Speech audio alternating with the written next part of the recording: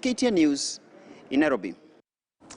Robert Wanjala, the father of slain self-confessed children serial killer Masten Wanjala, now wants the government to foot all his son's burial expenses 1 month after he was lynched by an irate mob.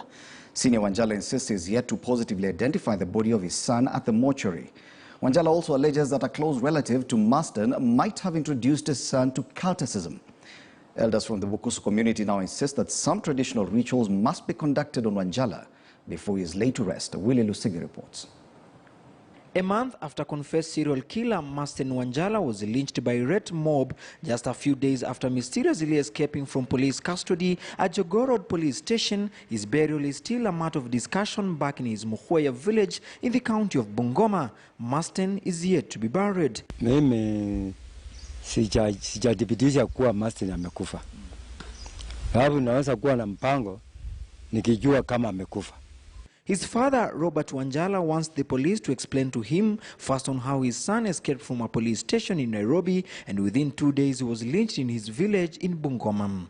Nasikia ati Masten amepatikana kwa soko hapa Muhweya, amefukuzwa, ameuawa. Sasa mimi nikashindwa. Ameuawa.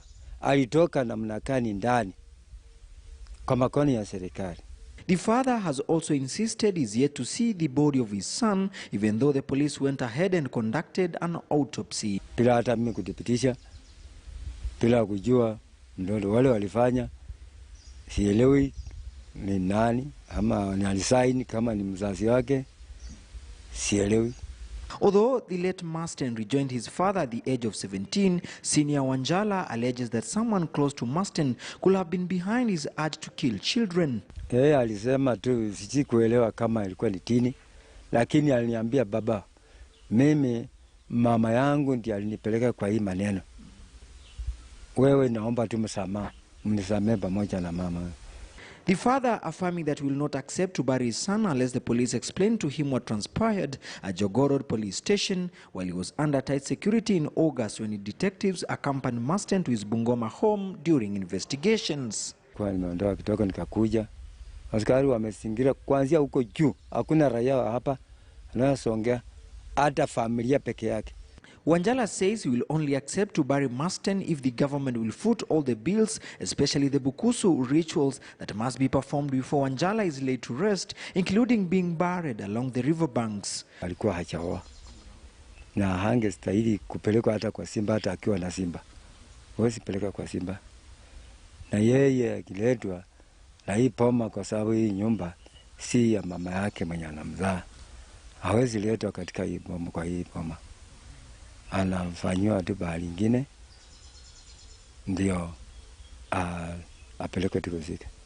Watu walikuwa wanaweza tupa hiyo mtu kwa misuni huko akuliwa na wanyama, lakini kulingana na sasa natakiwa sasa ikaramike ili wanapomleta ili isikuje ika-affect familia yangu.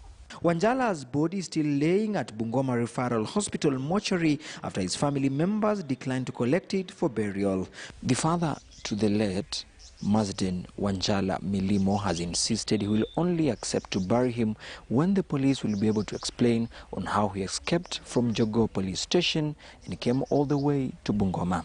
Livestream KTN News, Muhweya village, Ekabuchai constituency in the county of Bungoma. Education Principal Secretary Julius Juan has warned any student involved in the destruction of school property that he or she will be treated as a criminal irrespective of their